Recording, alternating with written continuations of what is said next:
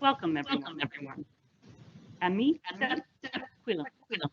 bonjour à tous. Je suis Annalise King et je suis ravie d'être ici la première fois aujourd'hui pour représenter mes collègues au conseil d'administration et l'équipe de l'aéroport. I'm Annalise King, and I'm delighted to be here on behalf of the Board of Directors and the Airport Authority team, and I'd like to welcome you to our first virtual annual public meeting. The purpose of today's meeting is to report on 2019. We have been immersed in the challenges of COVID-19, and thus 2019 does seem far away. But I want to take a minute to thank all those who have been working tirelessly to keep the airport open, allowing us to receive repatriation and emergency flights, connect essential workers to their jobs, bring in medical supplies, and support BC's vital cargo business. And now, as things reopen, we are eager to welcome our passengers again, safeguarding their health and well-being through our Take Care program. It is important to our governance to report on our results from 2019. And I think it is also very important to recognize that 2019 was a banner year at YVR. In doing so, I recognize the contributions of the YVR team, our Airport Authority employees, airline and business partners, and the hundreds of other Sea Island businesses. They allowed us to serve a record number of passengers, carry out our biggest construction program ever, and make a strong contribution to the community. At this point in time, looking back at 2019 can also help us plan for the future. And while the future will be different, I'm optimistic that YVR will help lead our region's economic recovery and once again connect British Columbians to the world. It is a privilege to operate YVR on the lands that Musqueam call to Schwammes, home. And it is my pleasure to play a video greeting from Councillor Rosalind Campbell, who will provide some remarks from Musqueam. Asiem Siea, Antha Thithiliwit, E Talitsan at Humasquium, Ami Zap Quatwilam, at Humasquium, at Squasathan, Hitsamalsum, E Huaikathan, I Tunishwelwin, Quits E Quitsnala. Honored guests and respected friends, my ancestral name is Thithiliwit, and I welcome you to the ancestral, unceded, and traditional lands of the Musqueam people. Specifically, I welcome you to these lands where YVR is situated. We have sites out here that I referred to, Squasathan, Hitsamalsum, and Huaikathan. I'd like to begin my comments acknowledging that we're in the midst of a pandemic, COVID-19, and I'd like to express my well wishes to all of you. I hope you've all been well and safe during this time. I'd also like to acknowledge the impact that it's had on each of us on a personal level, on businesses and governments, acknowledging that the impact that it's had on YVR. We're very fortunate that YVR has been able to continue during this time to be one of 4 Canadian airports that remain open to international flights. This is an important time at the end of June 2020. It's a time of transition for YVR. I'd like to acknowledge that President and CEO, Mr. Craig Richmond, will be beginning his retirement from that role on June 30th, I believe. Musqueam raises their hands to Mr. Richmond for the good work that he led in achieving the Musqueam and YVR sustainability, and friendship agreement. Both parties enjoy the benefits of this relationship, and I wish to acknowledge the leadership that Mr. Richmond provided on this innovative initiative. We wish you all the best, Mr. Richmond, on your future endeavors. As Mr. Richmond leaves the role of President and CEO, we wish to welcome Ms. Tamara Vrooman into that role. We wish you all the success in your new role. I'd also like to acknowledge that Ms. Vrooman has been on the board for a number of years, so is very familiar with the work at YVR, and Musqueam looks forward to the relationship that they will have with Ms. Vrooman and her new role as President and CEO. In closing, I would just like to reference the province's recent announcement that we're moving into phase 3 of this pandemic, COVID-19, and more businesses are opening up. So I think we can be positive and look forward to YVR opening up and more travel happening in the future, and look forward to a return to YVR welcoming people, welcoming travelers to and from the Lower Mainland, Musqueam Territory, British Columbia, Canada. Wishing you all the best. Heitzatka. Ichka. Thank you very much. Je vous remercie. YVR is a private, not-for-profit organization. There are no equity shareholders, so no money leaves the airport as dividends. All earnings are reinvested back into your airport to deliver our fundamental mission of supporting our community by connecting BC proudly to the world. I'd like to acknowledge the board of directors whose names and photos you see on the screen. I won't introduce everyone, but would like to welcome 3 new directors who joined us in May and June of this year. Ken Kramer, the nominee of the Law Society of BC, Dan Nomura, the nominee for the City of Richmond, and Juggy Sihota, the nominee of the City of Vancouver. I would also like to thank 4 directors who left the board this past year for their unique contributions. Joseph Caron, Director at Large, Howard Jampolsky, nominee of the City of Richmond, Jerry Sinclair, Director at Large, and Tamara Vrooman. Tamara's term as the nominee of the City of Vancouver came to an end, but we are delighted that on July 1st, Tamara will rejoin us as our new President and CEO. After a robust global search for a new CEO, we found a candidate right here, literally in our own backyard. Tamara is a visionary leader with exceptional strategic insight, and we believe she is the ideal person to lead YVR into the future.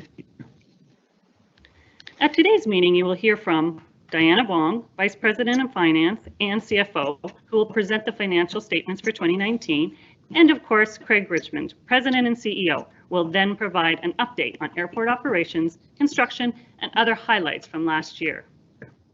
Following Craig's presentation, we will answer questions that you submitted in advance of the meeting. Thank you so much for those questions. Before I turn the presentation over to Diana, I have one more formal duty, and that is presenting the 2019 Annual and Sustainability Report. The full report, including our financial statements, was published on our website on June 24th. This is our second report using the Global Reporting Initiative framework. It addresses 17 material topics that were selected through an extensive stakeholder engagement process. We welcome any feedback that you have on our annual reporting. And with that, I'm pleased to introduce Diana.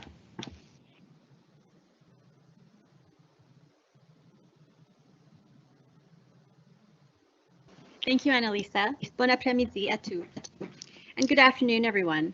I'm pleased to join you today to report on our financials. As a not-for-profit corporation, we have no shareholders. As a result, we can reinvest all profits back into YVR, lowering costs for our partners and improving the airport for everyone. Let's go through the results. In 2019, our total revenue was up slightly to $572 million.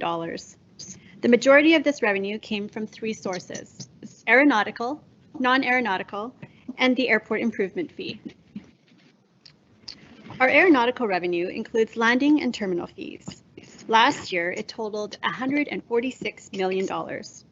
We've seen strong growth over the last several years, thanks in part to our rates and charges program, Connect YVR, which lowered our rates to one of the lowest levels in North America, and we froze them for 5 years. We collect an airport improvement fee, or AIF, to support capital projects, such as runways and terminals. The total AIF revenue was $171 million in 2019, slightly lower than 2018 due to a change in passenger mix. Our AIF is one of the lowest in Canada. In fact, we are the only major Canadian airport with an in-province AIF of $5. Our non-aeronautical revenue comes from a wide range of sources, such as land and concession rentals, parking, and sales of our Border Express kiosks. This revenue is very important because it helps offset our operating costs. Non-aeronautical revenue was $254 million last year, almost half of our total.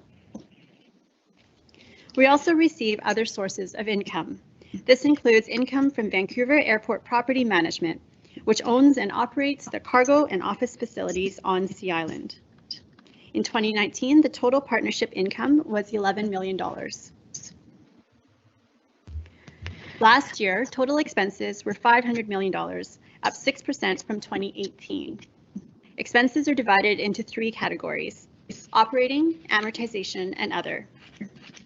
We have a variety of expenses that are necessary to operate the airport. These include safety, security, janitorial, maintenance, customer care, salaries and wages, and payments in lieu of taxes. In 2019, our total operating expenses were $244 million, up 9%. We spread the costs of capital projects over the life of the assets, which is called amortization.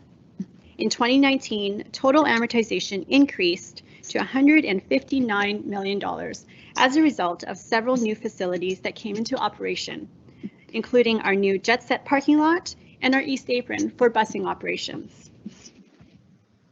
Our other expenses include interest and financing, ground lease, and revenue sharing with Musqueam. In 2019, these expenses were $97 million. Of this amount, $60 million was annual rent paid to the federal government, which is based on a percentage of our revenue. We take a conservative approach to debt. Last year, we financed a $300 million debenture. We had $900 million in outstanding debt, and this debt required interest payments of $31 million. And during all this, we maintained a AA credit rating, the second highest airport credit rating in the world. This is a significant achievement and one that we are very proud of. Last year, the excess of revenue over expenses was $76 million. This excess has been reinvested back into the airport thanks to our unique model.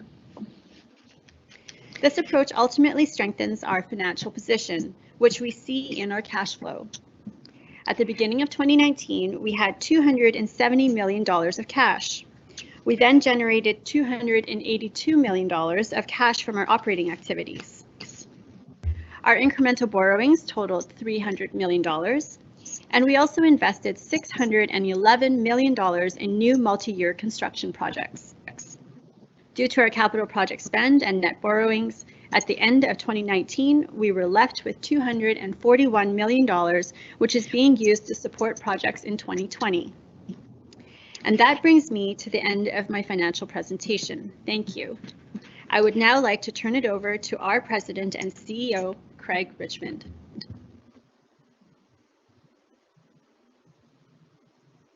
Thank you, Diana, and good afternoon, everyone. Bonjour tout le monde. Ni hao. Thanks for watching today.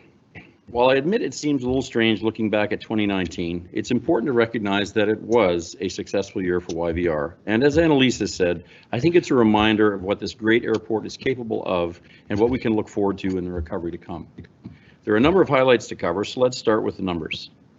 We welcomed a record 26.4 million passengers last year, topping off a decade of incredible growth. And we did this during several major challenges, including the 737 MAX grounding, which is no small feat. We saw over 330,000 takeoffs and landings on our runways, including float plane traffic on the Fraser. And we moved over 300,000 metric tons of cargo, including BC perishables such as seafood and stone fruit. We did all this thanks to the efforts of our many airline partners and the addition of some new services. Our long-standing partner Air Canada launched new service to Auckland. This service further strengthened YVR as a trans-Pacific hub. Hainan Airlines launched new direct service to Shenzhen. Sichuan Airlines launched new direct service to Chengdu.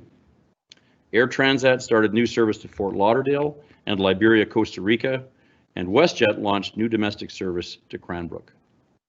And of course, as we welcome more air services, we also worked on expanding and improving the airport experience. In June, we celebrated a steel topping ceremony for the expansion of our international terminal building. Once complete, the expansion will include an additional 8 gates, including 4 bridged gates and 4 busing gates. We made great progress on our new parkade, as well as our central utilities building. When complete, these will both sit on top of one of Canada's largest geothermal plants. Nearby, we relaunched Jet Set Parking. Our popular parking option is now a drop-and-go system, and YVR is the first airport to bring this technology and approach to North America. Inside the terminal, our team continued to improve the passenger experience. We introduced enhanced technology for our Border Express primary inspection kiosks. The kiosks now meet the government's expanded biometric screening requirements and can be used by select international travelers. We also announced a range of new food and beverage and retail concepts for 2019 and beyond. Our passengers were delighted to see the addition of Joe and the Juice and Sally Limon, and we'll be looking at a range of new concepts for the future. We continue to focus on safety, which is our top priority. In April, we brought together more than 500 participants on our biannual large-scale emergency exercise. The exercise helps us practice real-life scenarios, keeping our teams prepared for any crisis. And we continued airside work to ensure our runways and taxiways meet top safety standards.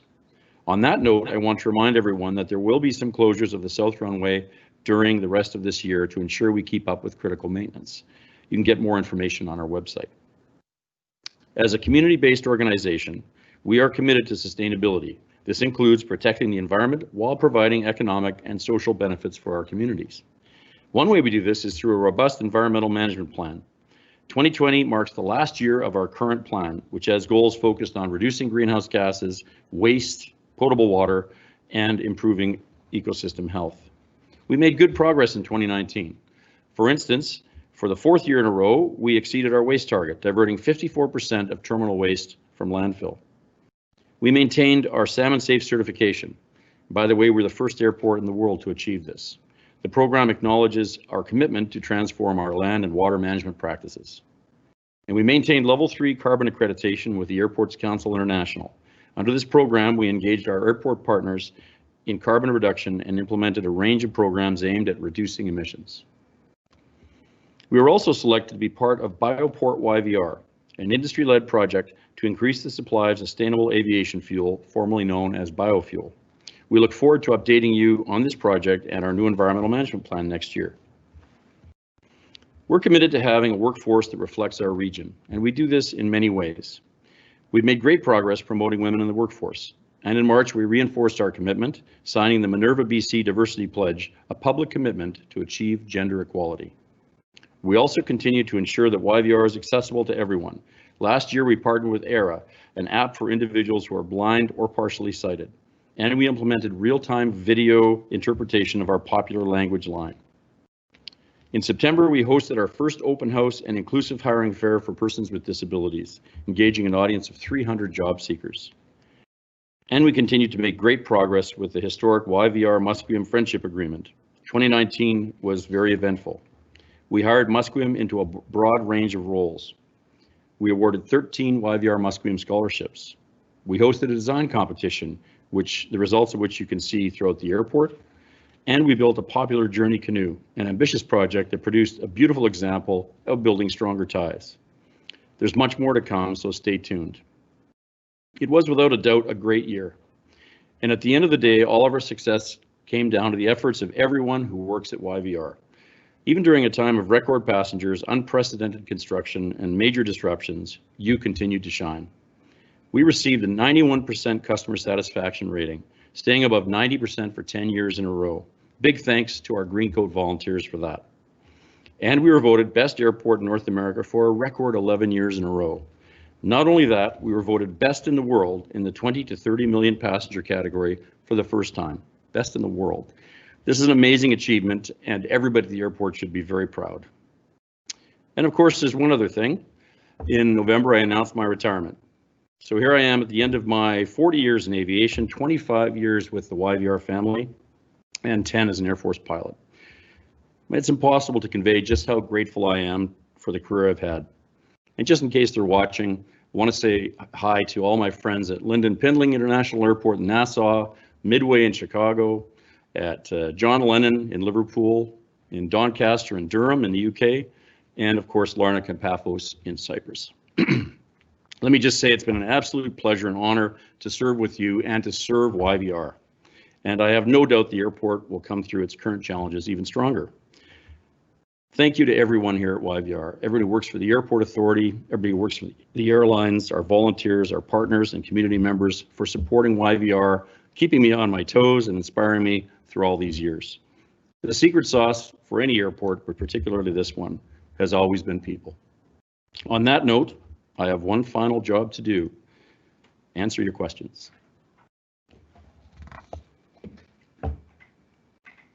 Okay, so our first question was submitted via email from Judy Williams. Judy would like to know about the airport's stance on the Iona sewage treatment plant upgrade, since sewage lagoons will most assuredly attract more birds, both waterfowl and migratory birds, such as the western sandpiper. Well, Judy, as the Airport Authority, we are participating in the consultative process with Metro Vancouver on the Iona Island wastewater treatment plant. We've written to Metro Vancouver because you're right, we're very concerned for safety reasons if there's habitat creation or modification that increases the abundance or the activity level of hazardous birds near the airport. We've recommended our two organizations get together to identify potential wildlife hazards associated with the habitat enhancement project at the Iona facility. Marion Chavot sent a question by email. Marion is asking if we are planning to review or adjust our sustainability plan due to COVID-19, and if we are planning to develop further partnerships with airlines on sustainability commitments and initiatives. Well, sustainability remains one of our pillars, a top priority at YVR. We work hard to lead the aviation industry with our innovative environmental, social, and economic programs, and I am certain that sustainability is top of mind for Tamara, who's my successor. And with our talented management team, they will prioritize environmental initiatives moving forward. This is the 2019 APM, so I'm not going to talk about what's coming next. I think Tamara will be able to answer these questions next year. Ian Phillips sent us a tweet. He said, once travel is normal again, please look into South American routes. Easterners get all the good ones. Well, I agree, and thanks for that feedback, Ian. We're always looking for new flights to new destinations with new airlines. I know Tamara and the Air Service Development Team are on that, and we'll be looking to bring back even more flights in future. Zelko Travica sent us an email asking for an update on new official plane spotting locations at YVR. While we know that those public spaces are very important to our community and we share that passion and those priorities, we don't have any plans right now to increase the number of plane spotting locations, but the team will be sure to provide any updates. David Barnes. Hello, David. David's asking what types of improvement are being considered for better transportation services to or from Airport South and the main terminal. Is there an estimated cost for these improvements? This is in reference to page 55 of the annual report. Well, as stated in the report, David, we're still in the initial phases. We'll continue to look at steps to improve the connections. Very important for our South Terminal passengers. We don't have any plans to share at this stage, but certainly there'll be an update in the future. The next question from David is, what is the planned capacity for the rainwater collection system for the new parkade under construction? I know the exact answer to that's 10 million liters. We can store 10 million liters off that collection system. Another question from David, was the Musqueam Friendship Agreement reached and signed with the Band Council or the hereditary chiefs of the Musqueam Nation? The agreement was formally approved by the chief and council after they had a lot of community meetings and meetings with their elders, and it was signed by the chief on behalf of the community. David is wondering about the Indigenous art collection at YVR, who does the valuation on the art and how often it's done, and if it's insured. Valuation is completed by independent art appraisers on a regular basis. Rotating art is valued at the time of display, and we typically display rotating art for 18 months. And yes, our overall art collection is insured. Another one from him. Given the impact of COVID-19 to airport revenue, how and which capital improvement projects will be modified, delayed, slowed down, scaled back, put on the back burner, given that the air transport pundits in Canada do not foresee a return to robust travel levels in Canada for possibly 3 years? Well, we were in the middle of the biggest construction program ever at the airport, and so we had to temporarily suspend those projects out of concern for those working on the projects. And now we're currently working through what projects make sense to shut, to delay, or to continue. And the variables there are huge, but take into account things like our forecast operational requirements and our finances. And certainly that multidisciplinary team will be coming up with those updates in the next few months. Our next question was submitted via Twitter by Mary Ryder, who asked, once a vaccine is made available, how do we prove to border agents that we've had one and therefore don't need to quarantine for 14 days? Should that still be a requirement in the future? And will it be a medical certificate or passport stamp, etc.? That's a great question. And I think similarly to how 9/11 affected security, we're going to be living with a lot of changes, especially in terms of health screening and airport processes. I remember back in the 80s, I used to have a little quarantine book that said what vaccines I'd had, and either that's going to be a physical thing or perhaps a digital thing in the future. We certainly can see that coming. We know that vaccines will be very important to help instill confidence in travelers, but there's no timeline. We had a question come in on Facebook asking, when do you have plans to open the airport for international flights? Well, actually, YVR is one of 4 airports in Canada that is currently accepting international flights. We remain open to repatriate Canadians, to allow foreign nationals to return home, and to help facilitate the movement of essential cargo, and of course, as well for humanitarian reasons. Vanita asked on Facebook, when will mandatory quarantine upon arrival come to an end? Well, there's no timeline, and it's not our decision. That is a decision made by the Canadian government. Certainly, I will say that when it's safe, we look forward to the 14-day mandatory isolation being removed, because it is really an impediment to air travel right now. That's all the questions I have. I'll hand it to Diana, who has a few additional questions to answer before Annalisa closes. Thank you, Craig. I have 4 questions to answer submitted via email from David Barnes. The first one is in reference to page 24 of the 2019 Annual and Sustainability Report. His question is, what was the name of the external company that compiled the key topics for the materiality assessment, and what was the cost of the service? So to answer that question, the external company was Solstice Sustainability Works, Inc., and the work was actually completed in 2017, and the value of the contract fell well below our reporting requirements. For the next question, David is asking, what was the work done by Jacob Brothers Construction for $3 million, and what type of consultancy was provided by Kiefer Rock Advisors Limited for $1.8 million? So for Jacob Brothers Construction, this work was related to the Templeton site redevelopment project. And Kiefer Rock Advisors has a multi-year contract with us, and they provide consulting services for the development and implementation of strategic business initiatives and project definition reports for our major capital projects. David is also inquiring about the type of airfield operational service provided by Downriver Farms for just under $1 million. This is related to our bird control program, part of our wildlife hazard management and control services. And David's final question here is related to page 6 of the consolidated financial statements, where he asks, under the net investment in lease section, I understand that there was a cargo facility purchased from 2002 and leased back.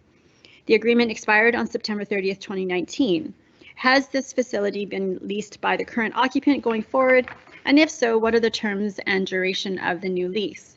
Does the airport intend to make this facility available to other parties, for example, cargo charter carriers? So there was an option for the tenant to extend their lease, which they have now exercised. And as a result, this specific facility is not available for lease. I will now hand it back to Annalisa to answer a few remaining questions before closing out today's meeting.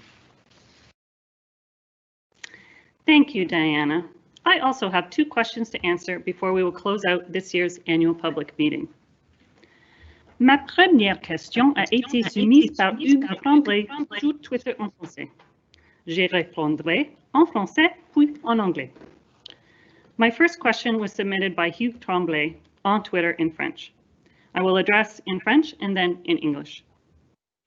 Quand est-ce que vous allez considérer que les voyageurs francophones sont importants dans vos communications, réseaux sociaux et sites web?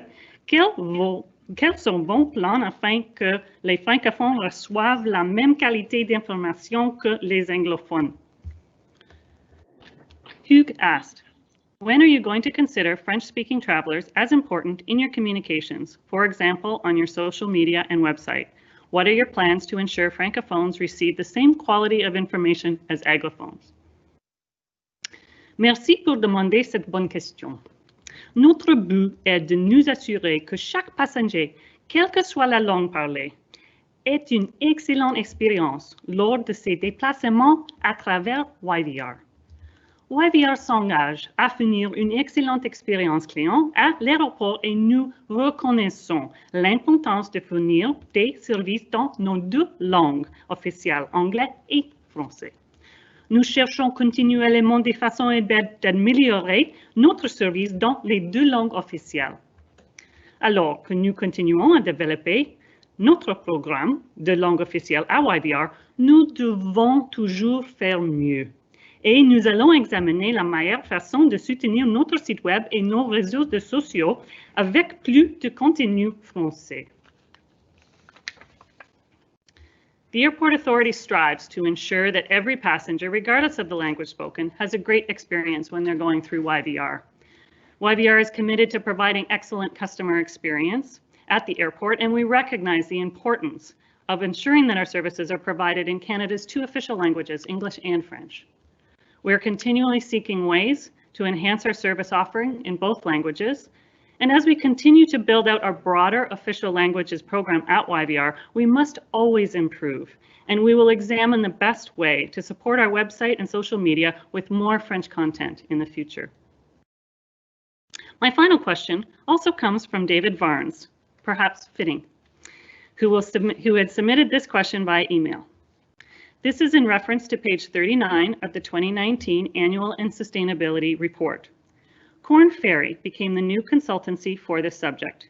What is the yearly cost of this consultancy and how long is the contract? Also, what kinds of benefits are encompassed by the term perquisite programs?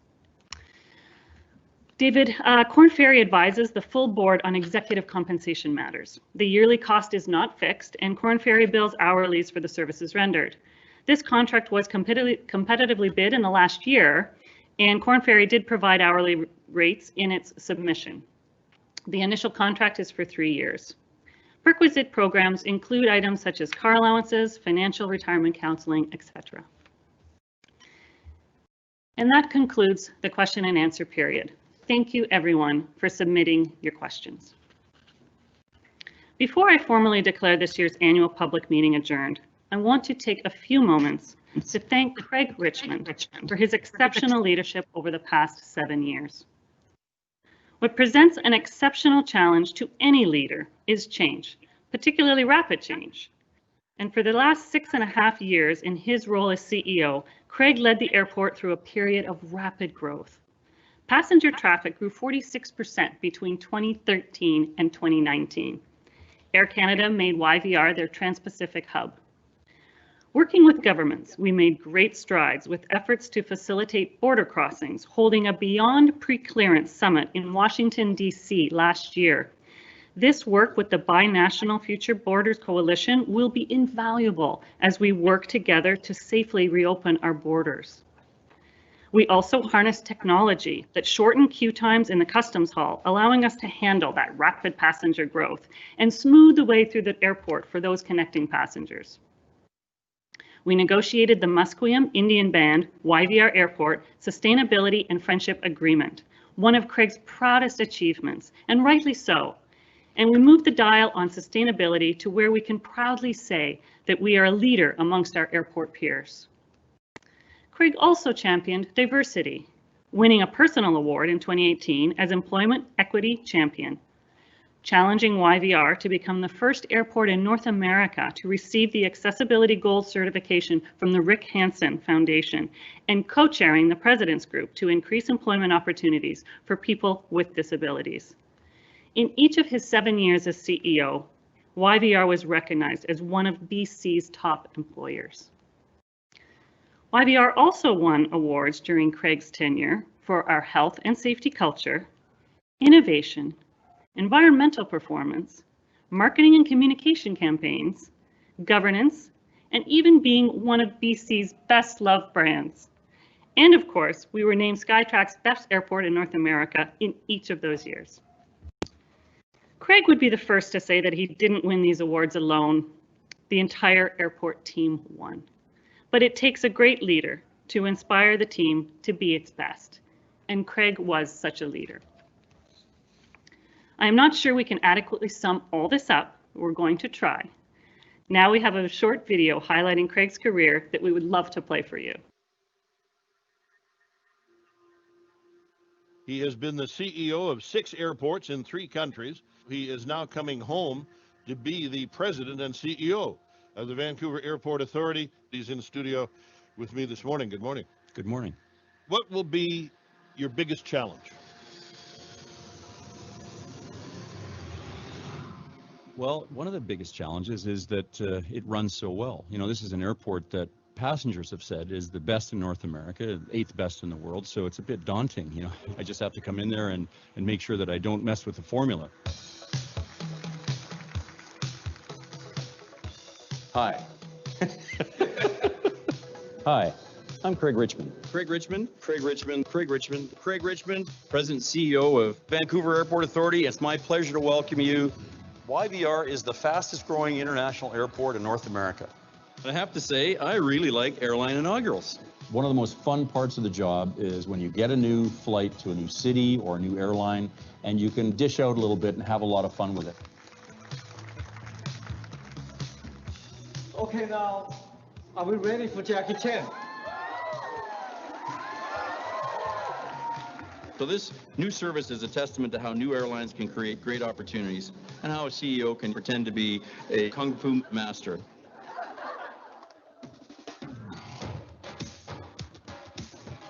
You need to have the right airplanes, and you need to have a terminal. We've been working on this for 25 years, how to get people quickly through connections. Because if you're efficient, if the baggage system works, if you get through the customs, we can increase destinations. I'm delighted to welcome you to the launch of our newest innovation, Check It Express, a self-serve bag drop. Well, I like the fact that we developed it, so we're entirely in control of the specifications. So, for example, it's accessible, and somebody with mobility issues might have trouble lifting a heavy bag. This just drags right onto the machine. Our philosophy here at the airport is everybody should be able to fly and fly easily. You have reached not only accessibility certified, but accessibility certified gold as the first airport in the world to be able to receive this standing and this rating. One of the things that, I like to say is we live here. People raise their kids here, and so we don't take sustainability as just a word. We're actually committed to making a sustainable airport. One of the things I'm very proud of, we were the first airport in the world to be salmon safe. And of course, it's very important for us because Sea Island sits in the middle of one of the most important salmon rivers in the world. We signed a historic 30-year agreement with the Musqueam, including revenue sharing, jobs, apprenticeships, real changes, real partnership, and I'm excited to think about what's going to happen over the next 30 years. Okay, just a couple of points. This is the 9,000th steel beam, and it's about to go up. Are we ready?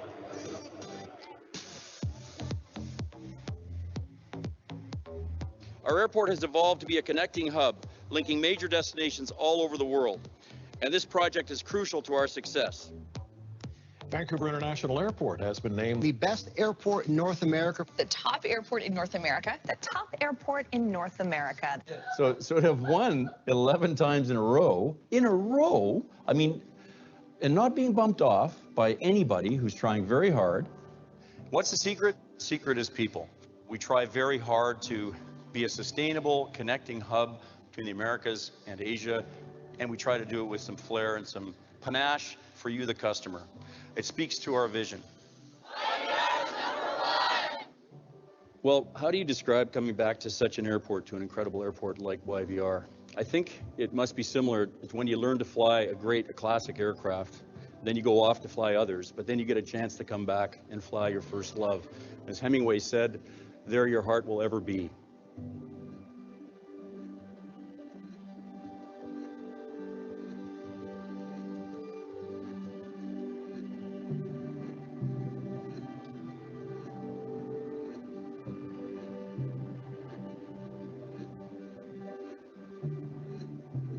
And as always, stay safe. Stay safe. Stay safe. Stay safe. Stay safe.